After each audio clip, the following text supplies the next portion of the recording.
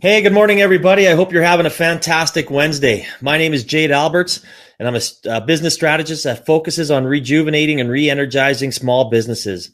My motto is telling it like it is and love talking marketing strategy or anything else over a cup of coffee. Today's topic is culture and workplace generations, and Eric Termuende is my guest based out of Vancouver. Eric, how are you today? Yeah, doing well, Jade. We've known each other for a few years now, and I appreciate the opportunity to come on and have a chat with you.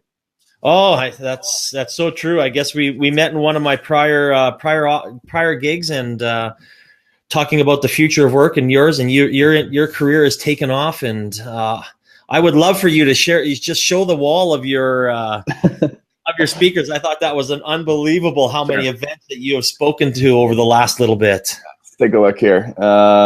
So that's the speaker wall there. So there should be about 170 name tags or so. So that sort of represents the progress over the past couple of years, everything from Sydney, Australia to France to all through Canada, the United States. But I've had the pleasure of being on quite a few stages now to talk about a topic that I'm very passionate about. That is work, the future of work, multiple generations at work.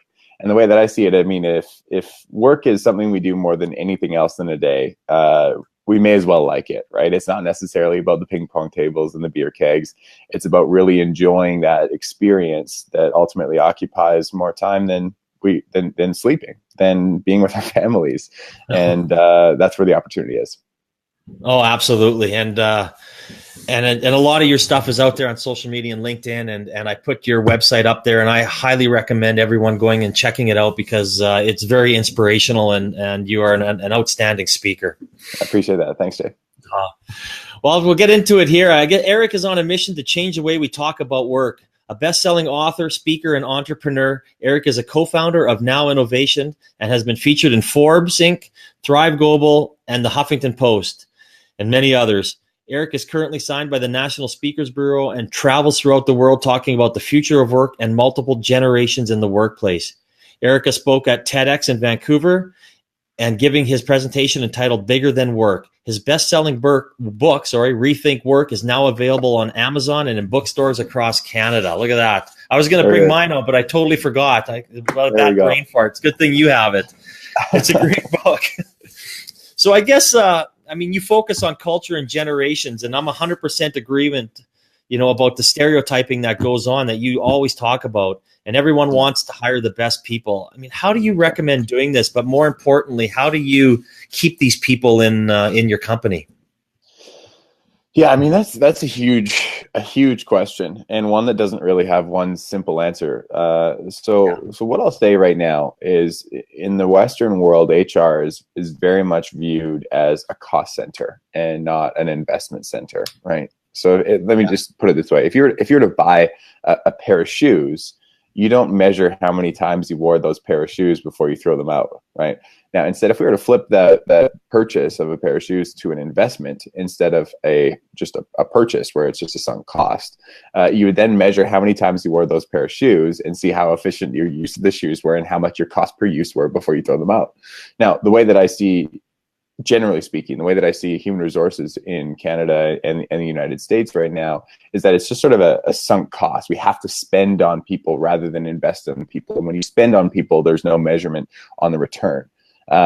Two, I would say that a lot of this cultural work that's being done right now is reactive as opposed to being proactive. Very rarely do companies really articulate the value and the experience of actually being there. And I don't mean value in terms of integrity, honor, respect, motivated, team-driven, communicative individual. I get it. We all identify and want that. Where the opportunity is to say, what sort of experience do you value? So I would say in order to attract the right individual, what we need to do is to change this culture conversation from one that's reactive to one that's proactive. And the opportunity there is to know that whether we're in the same industry or competing industries and have similar job titles or skills and requirements needed to do the job, what I think we need to be doing is to start articulating the experience on the job and not just the skills and requirements needed to do it.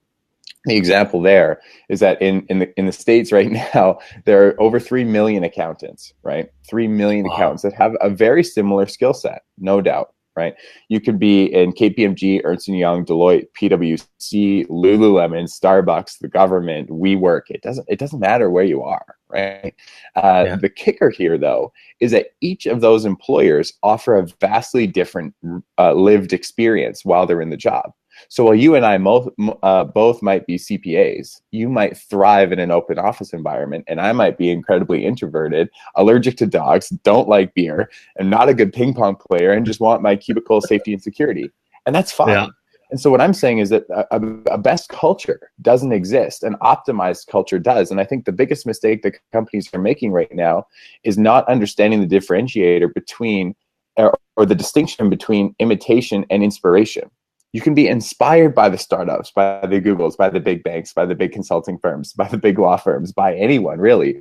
But the minute that we try and imitate them and try and bring a big bank's policy into a credit union, we're missing the mark. We totally lose who our audience is, what makes us unique, and ultimately fail to attract and retain that right individual. So as a recap, we need to shift HR from a cost center to an investment center. We need to shift HR in general and these cultural activities that we're doing from being reactive to proactive. And what we ultimately need to do is to understand the differentiators that make our organizations unique and really leverage them to not just attract the right talent, but keep it too. Oh, great. I mean, that is awesome. A couple of really good analogies in there too. I think I'm going to steal from you. That's for sure. Take it away. Especially that shoe one. That was awesome. Yeah. I guess we both talk about the need for more human-to-human contact in today's digital world. How are you discussing this with organizations? I would say a good company uses technology as a tool. A bad company depends on technology as a crutch, right? And the overuse of technology, I think, is killing relationships in the workplace. Now, hey, let me just first say I'm by no means an advocate against technology. I'm not saying put your cell phone down and never use it. I'm not saying don't use email. I'm not saying any of that. What I'm saying is that on average right now, we're checking our phones 85 times a day. We're spending 3.5 hours a day on our cell phones and 10 hours a day on the screen. You know, at our lunch breaks, we're looking at cat and Trump videos, and we're not having conversations with each other. And the Harvard Business Review said that upwards of 40%, and that number may be well higher, of corporate America is now feeling alone. And these numbers are absolutely unprecedented, because what's happening is we're saying, how much does this new iPhone cost? Not what is the cost of using this and what am I missing while I'm on it? Because if I'm on my cell phone while I'm, riding to work on the train or have headphones on while I'm on the subway or stirring the spaghetti pot and I'm missing my family and friends beside me while I'm being on it. Yeah. I mean, you might be getting some information. And I don't think the research has caught up as to what the negative implications are of the technology when we're using it a little bit too much. And so, I mean, I would say that the best organizations are one that balance the ability to be creative, to utilize technology, and to ultimately bring people together so we can all be more effective. Oh, great. That's so true. I mean, I watch people all day long just sit there and I do it too. I mean, as a gentleman who works out of home a lot of the time, I mean, that's the reason I go to the gym, for my lunch break, so I can actually talk to people and converse with people, whether it's play squash or just hanging out in the steam room. It's just something that, a person needs in their life. Well, on that note, what I would actually say is that I've been thinking about this whole gym and group fitness conversation a lot. I've also been thinking, obviously, based on the situation we're in, about entrepreneurship a lot. And the way that I see it is that according to the 2014 census in the States, the idea of entrepreneurship was at a 20-year high. But the creation or composition of new companies was at a 20-year low. And so what that tells me is the idea of entrepreneurship was more sexy and appealing than entrepreneurship itself. Now I look in Canada here or the States, see Soul Cycle absolutely booming, group cycle classes, fitness, Zumba, yoga, Pilates, bar classes, pick whatever it is. They're all doing very well. And what I've come to realize is the connection between group fitness classes or the gym and entrepreneurship is that I actually don't think that we're giving credit where it needs to be going. I actually think the benefit of these group classes is the ability to connect with people without distraction for an hour And so I actually think we've got an emotional and mental benefit, and the physical benefit is the byproduct of actually being connected with someone distraction free for an hour. Then when you look at the characteristics and qualities of entrepreneurship, if entrepreneurship, the idea of it's at a 20-year high and the composition of companies is at a 20-year low, what are the qualities of entrepreneurship? It's rolling up your sleeves, getting your hands dirty, teamwork, camaraderie, problem solving, being in that war room and just really hammering through a problem with someone where you could actually connect with them in a place that perhaps you can't do anywhere else. And so I actually think that people crave, if you look at even Maslow's hierarchy of needs, you've got food, shelter, water, and then right after that is emotional and physical safety. Following right after that is a sense of belongingness and love. And I think in a world that is more connected than we've ever seen before, I actually think that we've never been more disconnected now than we've ever been. And so I actually think that we need to start giving credit where credit is due when we're actually going through the day and really analyzing why we're doing the things that we're doing. No, very true. Absolutely. I totally agree with you. I mean, I love the title of your book, Rethink Work. I guess, what do you think will change in the next 10 years? Well, I mean, Jack Ma is saying that by 2030, 800 million jobs will be displaced by artificial intelligence and robotics. And I think the whole notion of work will change. You know, in the next 10 years, we should see basic income be implemented on a larger scale. Basic income is basically giving citizens a living wage just for being, which will essentially remove any sort of fear of failure, because you'll have a bit of a security net. The way that it works is you'll get a living wage, and then anything on top of that will be taxed at 50%. So we'll see that to some degree, but I also think that companies will start to realize that their differentiators will be their competitive advantage. And if you can start to tell a better story and attract people based on the experience that you've got for them, and change everything that we've been talking about, from a cost center to an investment center, from being reactive to proactive, that the connotation associated with work, you know, the connotation where we drag our feet to work on Monday, we post about a hump day on Wednesday and skip out of the office on Friday afternoon. I think, and I hope that'll be gone. You know, I think we'll be able to start redefining success on our own terms and ultimately finding a job that allows us to be the best we can be because we want to be and not because we have to be. No, absolutely. I mean, it'd be an ideal world if everybody was doing their dream job and had a perfect work-life balance, if that's a term that you want to use. But it's, you know, you walk around and you see people, and, you know, it's just, there's just too much negativity. And, you know, so you say, how you doing? I'm all right. I'm all, you know, no, there's got to be more. Oh, I'm fantastic. I'm excellent. It's, well, see, the thing is too, I love my life. Yeah, the thing is too, is that society likes to paint work-life balance with one broad stroke of the brush, right? Work-life balance to you with two daughters looks a lot different than it does to me, you know, by myself. And I think we need to recognize that too.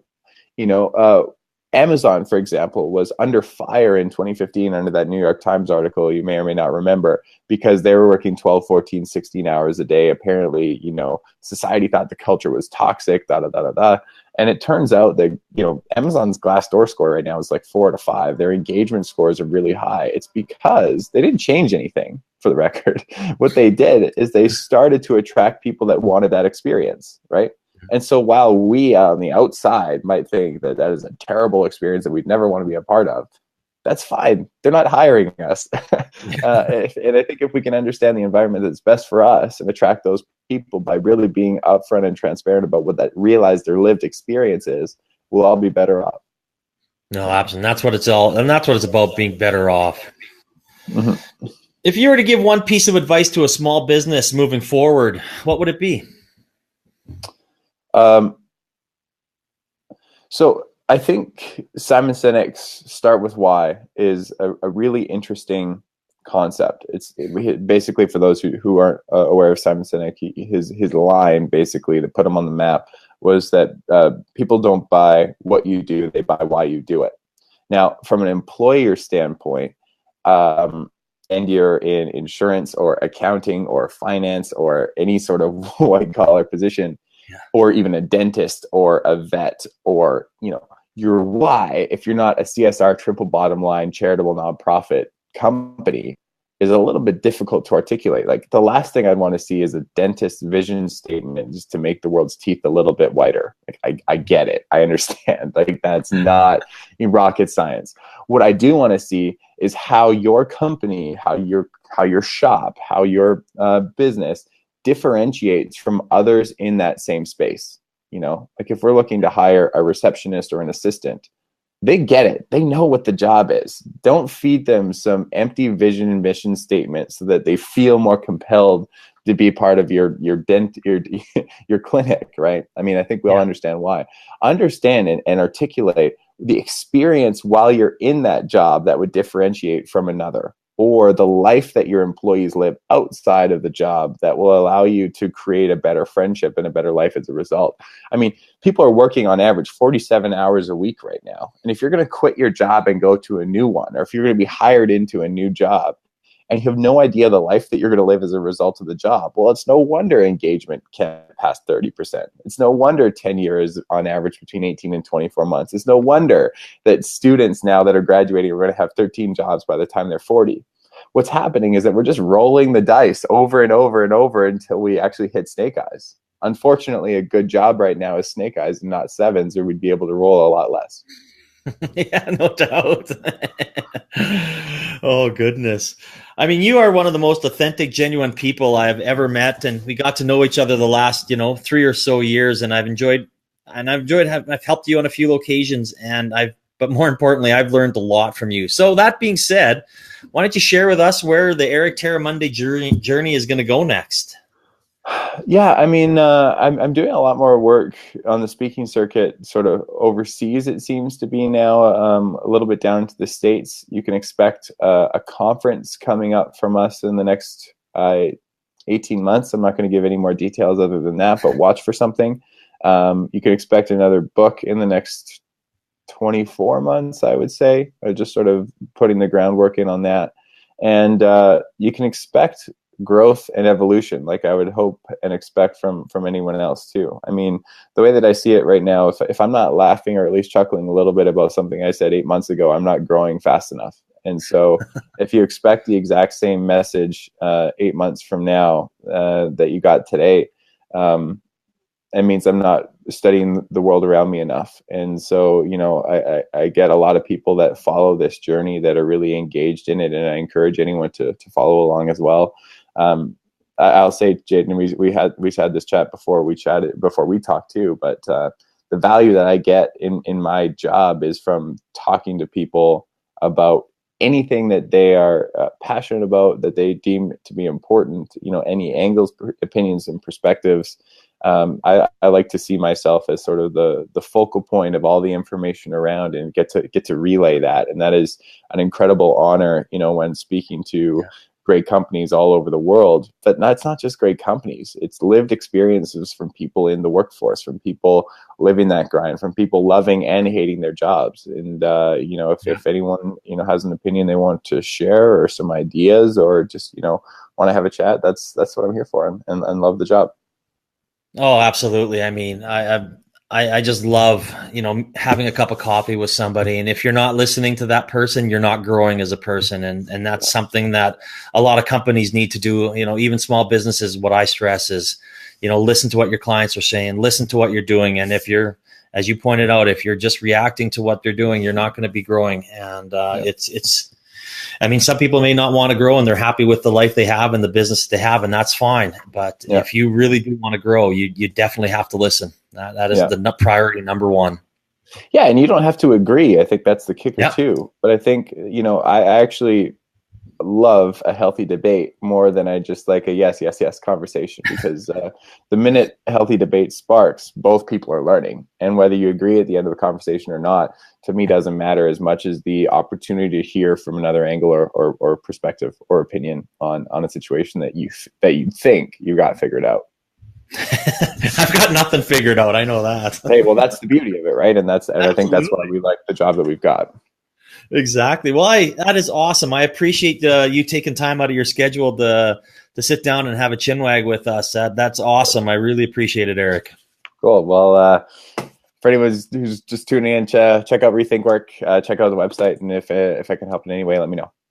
Perfect. That is excellent. Well, I appreciate everyone for joining. If you have any questions, you can either email us, direct message me through when this is posted up on LinkedIn and Facebook, Twitter, and all the other social media platforms. And Eric will be able to answer them as well. So I appreciate you for joining us today. And thank you again, Eric, and have yourself a great day.